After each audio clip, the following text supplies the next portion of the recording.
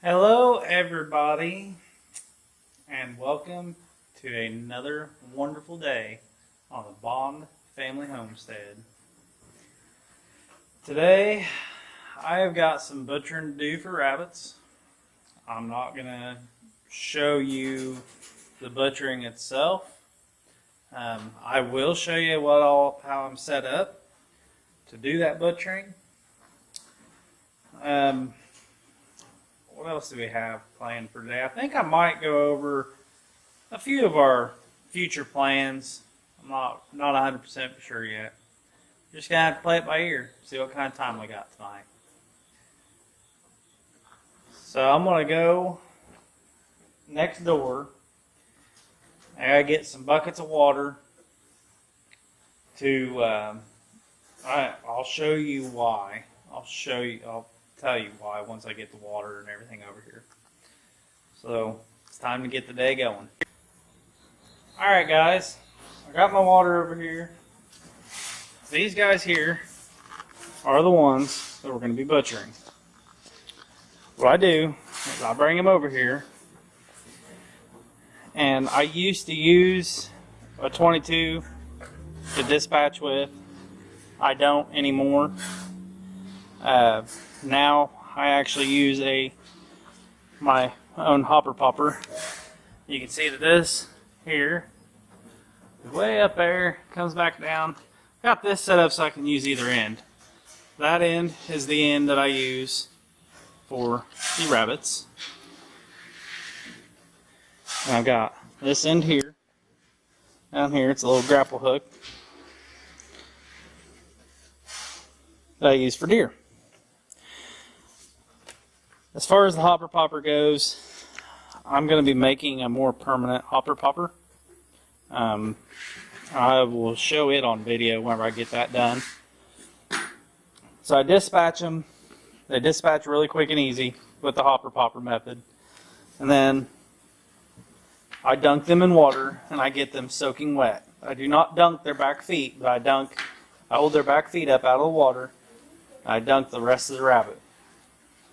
The reason for this is so that I can keep fur off of the meat. Now I'll hang them by their back feet here on this. And I've got my scrap bucket here. And I'll have my meat bucket right in here as well once we get done feeding the rabbits today. So I'm going to get this done. And I'm going to get back with you. Like I said, I'm not going to show the process or anything like that. I just gave you a quick rundown of it. So I'll get back with you whenever I get done with this. We've got chores to do. Turkey foot the doctor. I haven't decided if I'm moving the pigs today or if I'm just going to wait on them. We got over 5.5 inches of rain here the last 2 days. So the yard is flooded, very, very wet and flooded. So let me get this done. I'll catch you guys up. Alright guys, got the rabbits taken care of. I am out here on our front porch, which is actually Amanda's office area. She has started selling stuff from home to help bring in more income to our homestead and to help us build our homestead. That brings me to our future. I've told you guys that I wanted to talk about the future. I've mentioned it on Facebook as well. For our future, we know that the rabbit barn that we currently have is going to be torn down. My brother wants it. That was part of the agreement of me buying this place because this was his grandma's place. This was his grandpa's farm. So he's going to get the rabbit barn over here. I have came up with plans to, whenever that happens, to upgrade our rabbit barn. We don't need a barn that tall out there. The rabbit barn that's out there is, how big is that? I'm going to say, I really think it's about 30 by 40, maybe 20 by 40. I can't remember. I know I measured it and I checked it all out. So we're going to upgrade. We're going to have it shorter because that one out there is really, really tall. We don't need anything that tall. We're going to have it shorter, probably 9 foot to the ceiling. And it's going to be, I'm looking at maybe 30 by 60 or 40 by 60. So we can have a lot more room for the rabbits. I talked about concreting the floors to make it easier for cleanup. I'm kind of leaning against that because of how expensive concrete is. Like I discussed in one of our other videos, we're all about those shortcuts that we can save money. If it's a luxury that we don't have to have, like a big fancy chicken coop, then we're not going to have a big fancy chicken coop. Not at this point in time, at least. With this barn, we can always put concrete in it later. If we decide, hey, we want concrete, we want to upgrade it to concrete, we can put concrete in it. The biggest project that we're going to have on this homestead is what I keep calling the goat barn. I might have hit on that a few times on the videos, but this 2 acres that we have over here that has the trailer and everything, the original acre and the trailer, and then an acre of this new ground, we're wanting to fence it in. Have most, maybe not all, but most of the animals over there. Pasture most of it, possibly put on. Okay, so like I was saying, trees. We might plant some trees over there in the pasture. If we do, they're going to be fruit-bearing trees to help feed what animals we have over there. We've talked about putting a couple of different things in the pasture. One of those being goats. And not any specific breed of goats just yet. There's a couple that I really do like. We're thinking milk goats and meat goats. We have also talked about getting a cow, milk cow. That would also provide us with food and milk. We go through a lot of milk here. Having 7 kids in a house, right now, we have to limit their milk intake, and I hate doing that because milk is very expensive here, and we just can't afford it. I mean, it's that simple. Sorry about that. My hand's getting tired. I really need to get a tripod. Add that to the list on the future. Better vlogging equipment. Better camera. One with an external mic instead of an internal mic. Something that's got a tripod. That would be amazing. Help me out a ton. Back to the goat barn though. I have plans that I have drawn up. Then I really like these plans. I'd really like to stick with them. I want to put it over where the trailer is. I want to get that sucker out of here. It's an eyesore. I hate it. But until we get it out of there, we're stuck with it. The goat barn will have 4 stalls. I have my plans somewhere. I might have to pull them up for you guys at another point in time.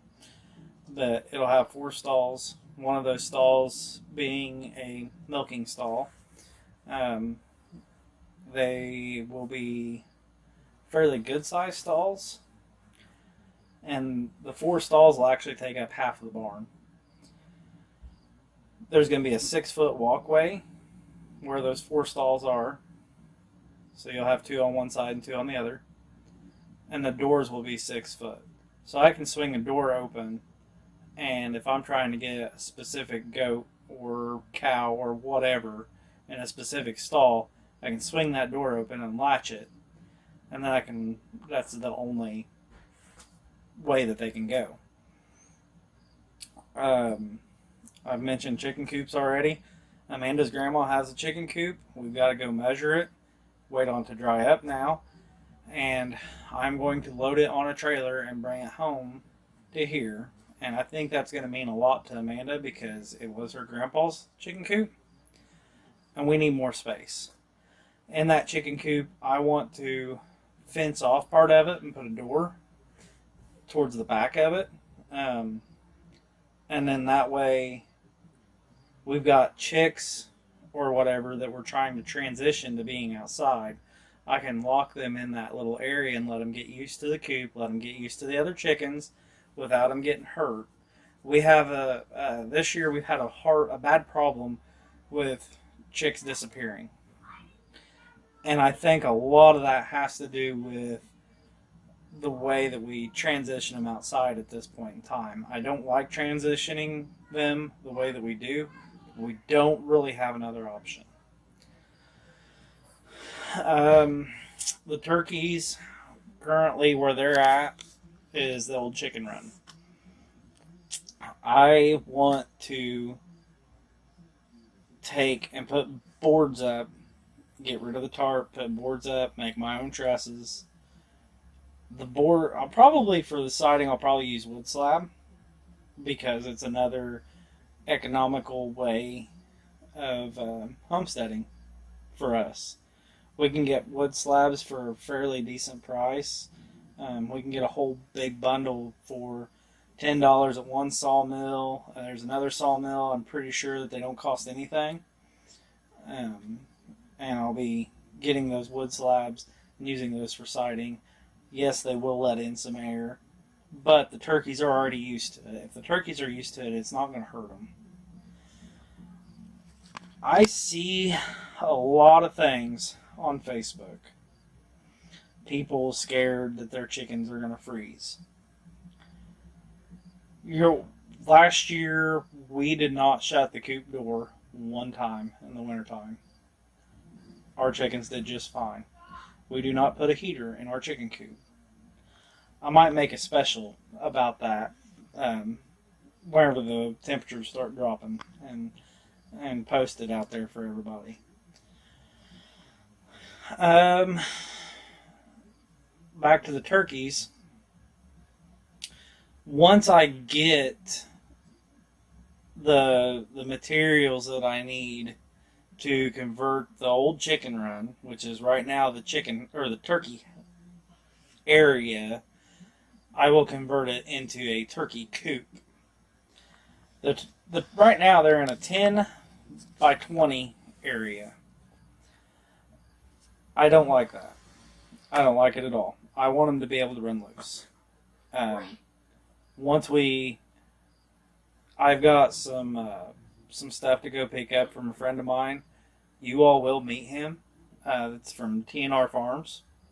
He's been my best friend since I was a little kid. But I've got some posts to go pick up from his house that we're going to put up for fencing. The fence is going to be a 7-foot tall chain link fence, and we're going to run it a pretty good piece. I know of people that let their turkeys and their chickens free range together. We tried that and it failed. I'm pretty sure I've mentioned that before on another video. I think it's because the turkeys haven't been raised with the chickens. But that's beside the point. It failed miserably. We had to put the turkeys back up because they almost killed 2 of our chickens. As of right now, I mean, other than, well, the garden. I almost forgot about the future of our garden. The future of our garden begins now. We are working right now for our garden next year. We're planning on having 3 gardens next year. We're going to have in one garden most of our vegetables. We're going to have a garden specifically for corn. We're going to have different kinds of corn in that garden. We're going to have another garden specifically for pumpkins. We're going to try to sell some pumpkins next year to help bring in more money on the homestead. And then we're also going to we're going to take a lot of those pumpkins and feed them back to our animals. Pumpkins is a really good natural dewormer. And so the more natural I can do something, I'm going to do it. So our turkeys, our chickens, our ducks, our pigs, they will all get pumpkin. And you'll see that this year. I will try to get as much pumpkin as I possibly can to feed back to them. And they love it. They love to eat it. So I think that is all that I can think of at the moment for our future and what our future holds here. Next year I'm hoping to also have chicken tractors. I didn't have that in. We're going to be starting our chickens over in the spring, and you will see that. I'm hoping to have quite a few chicken tractors that I can move around the yard easily. In those chicken tractors, I want meat birds so that we can butcher our own chickens. I have a wash machine that I'm going to convert over into a chicken plucker. I will have all of that on video whenever the time comes. It's going to be an experiment, as most things on the homestead. So that'll be interesting to see, I think. So I think I'm going to call it a night. It's I need to get a shower after butchering and taking care of the turkey, and things are a mess outside, so I'm a mess. I need to get me a shower and eat supper, get this video edited, and then call it a night. Thank you for watching, and as always, if you like this video and you're not subscribed yet, please subscribe and show your support to us. It means so much whenever people subscribe. And that also gives us a boost to get out there and get more content to you guys. So thank you for joining us on this journey, and you have a wonderful day, night, morning, evening, whatever it is.